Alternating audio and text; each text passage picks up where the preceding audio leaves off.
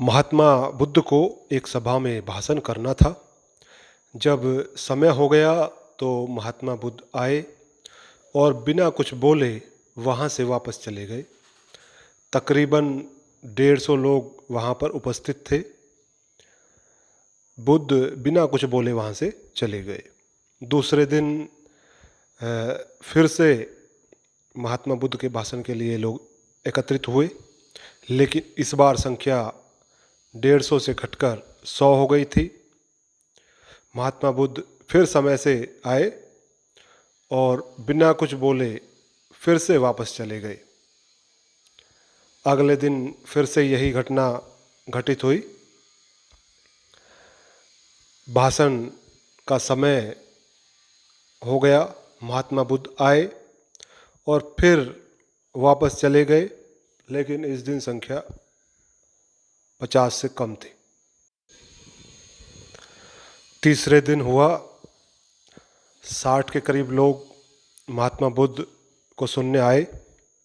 महात्मा बुद्ध फिर से आए, उन्होंने इधर उधर देखा और बिना कुछ कहे फिर वापस चले गए। इसी तरह चौथा दिन हुआ तो उस दिन लोगों की संख्या और भी कम हो गई।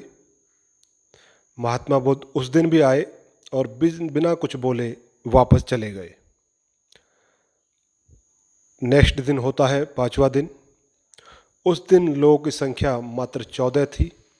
महात्मा बुद्ध आए, उस दिन उन्होंने अपने प्रवचन दिए और जो 14 लोग उनको सुन रहे थे वो उनके साथ हो लिए।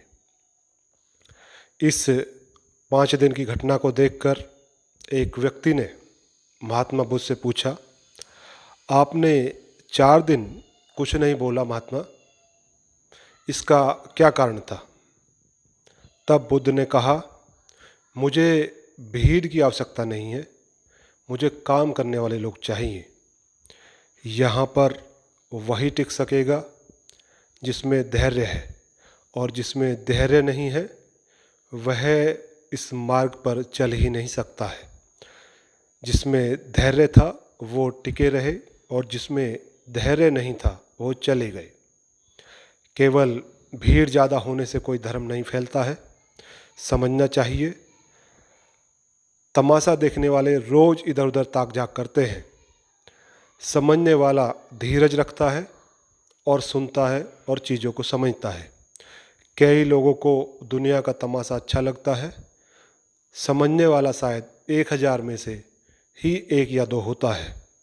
इसीलिए मैं यहाँ पर यह देखता रहा कि तमाशा देखने वाले कितने लोग हैं और वो धीरे धीरे यहाँ से जाते रहे। तो इस कहानी से हमें यह सीख मिलती है कि जिसमें धैर्य है वही टिका रहेगा, चाहे वह किसी भी कार्य में लगा हो या किसी भी धर्म के कार्य में लगा हो। तो साथियों, यदि आपको कहानी पसंद आई है तो लाइक करें, अपने साथियों के साथ शेयर करें और फॉलो करें और सब्सक्राइब करें।